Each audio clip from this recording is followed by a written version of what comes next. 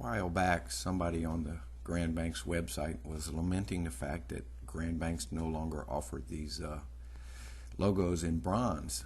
I have a small bronze foundry, so I volunteered, and I said if somebody would send me an original, I would see if I can reproduce them. And I have, and sold a few pairs, and thought I'd put together a small video to show people what all is involved with casting bronze and reproducing small objects in bronze. This is my little foundry. This is how I do it. This may not be the best way, but this is how I do it with the equipment and tools I have on hand, and I've had some pretty good results on a lot of things, and I enjoy this type of work. So enjoy this video, and maybe you'll learn something, or maybe not. Our foundry is a lost wax foundry, so the first step when we want to cast something is to make a wax. Making waxes can be infuriating. Sometimes the wax does not do what you want it to do. In this case, poured a simple block mold with urethane rubber, and pour wax very hot because the letters at the bottom are very small, and you have to pour the wax pretty hot to get it to copy all the detail. And a lot of them go in the garbage, or get remelted. They don't come out perfect. But when pouring these logos, I attach two of them to the pour cup with a little spacer so I can cut them off later. I separate the two with little pieces of wax, and that's just to make them structurally sound. I put vents in the corners so I don't get an air bubble stuck in the corners after we pour the bronze. And then I dip them in ceramic slurry, dip them in sand, let it dry, repeat this 6 or 7 or 8 times to build up a ceramic shell over the wax. This is what ceramic shell casting is about. On these logos, I pour 2 waxes on each pour cup. I put the waxes directly on the bottom of the pour cup with a little spacer so I can cut them off later. Because they're flat objects, I halfway through the dipping process, I wrap the corners with wire. That's sometimes with flat objects, they like to split open when you pour the bronze. And once they're built up sufficiently, I grind the tops flat to make sure they're strong enough to hold the mold upside down in the kiln, and also to get rid of that brittle edge where those pieces might wash in with the molten bronze and make it for a failure. So we grind the tops to make them a little thicker and stronger. Before we put these in the kiln, I remove the hanging hardware, which in this case involves just a hook and an embedded plate, which is embedded in a plastic in the pour cup. Pretty primitive. I just put it over a pan of water and put the torch on it. Wax sticks to everything except water, so typically when we melt wax, we do it over water. That way we can reuse it. Here you can see the hook has been removed, and you can actually see the top edge of the logo at the bottom of the cup. Then we'll put them in a hot kiln with the bottom doors open.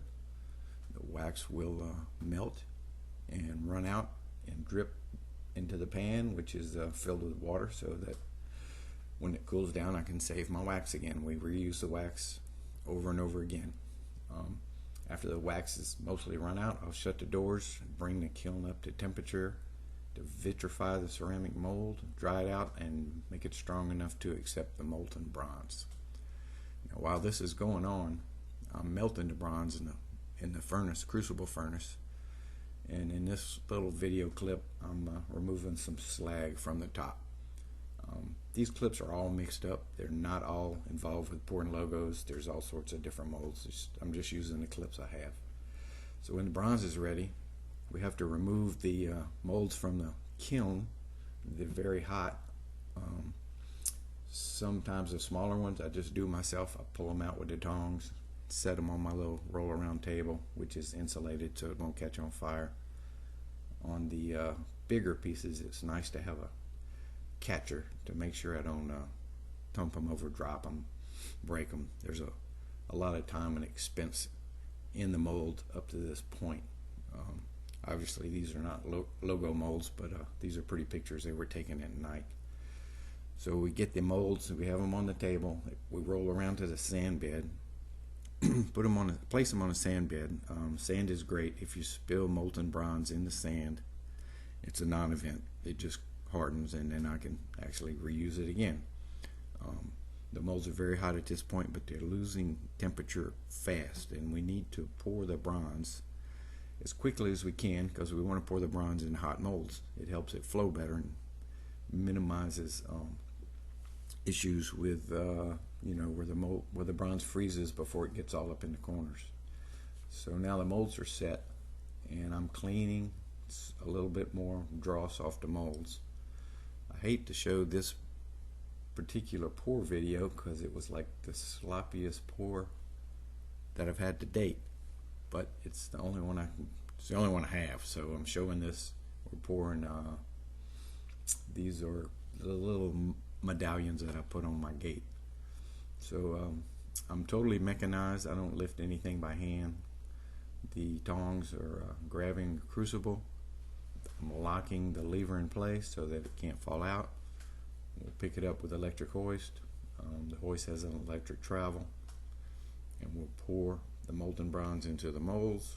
And again, this is a real sloppy pour. Must have been too much coffee that morning, but they all came out.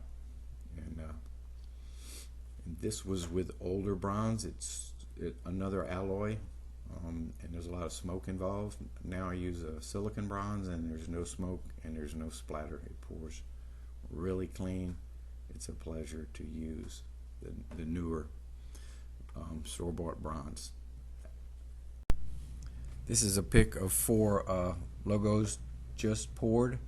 You can see how clean the metal is. There's no soot, there's no splatter. It's a wonderful thing. This is silicon bronze.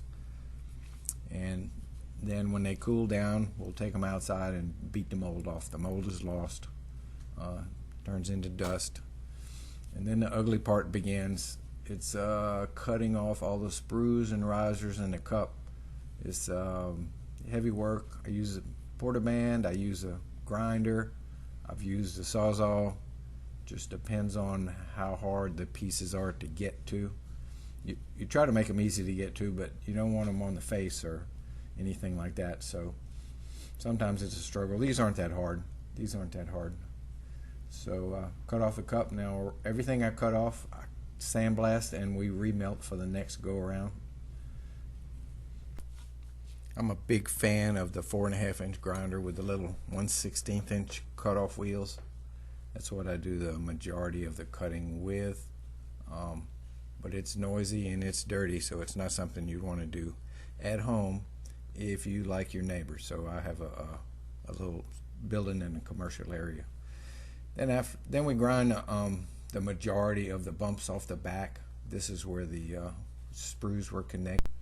After the bulk of the grinding's done on the back, we switch to a 120 flap disc, just kind of clean them up, make them look a little more presentable.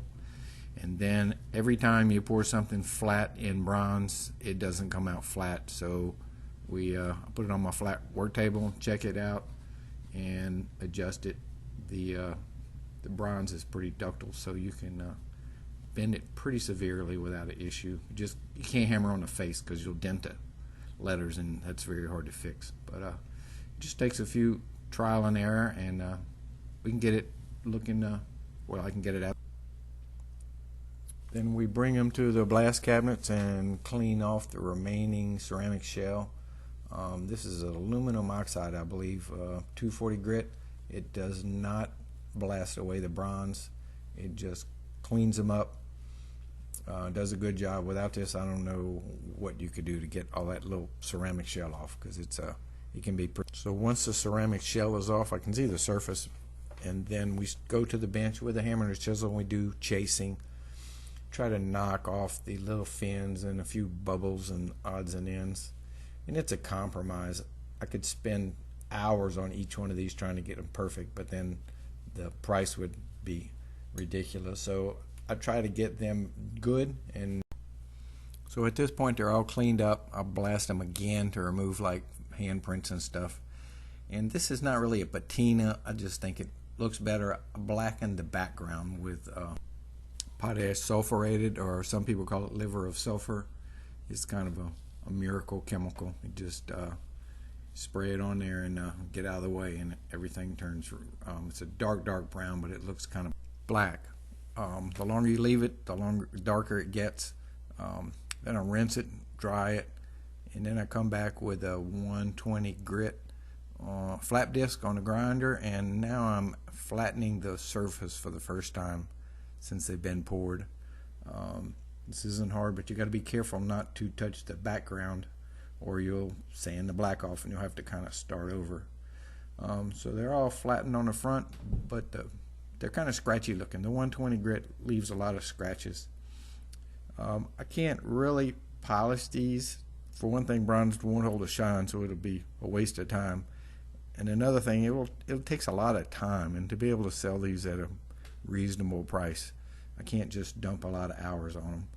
But I do go back, after I do the 120 grit, I go back with a little air grinder with a 240 grit and hit them all with the 240 grit, and then I hit them all with a Scotch-Brite pad, and that gets them looking pretty good, much better than if I would just put the 120.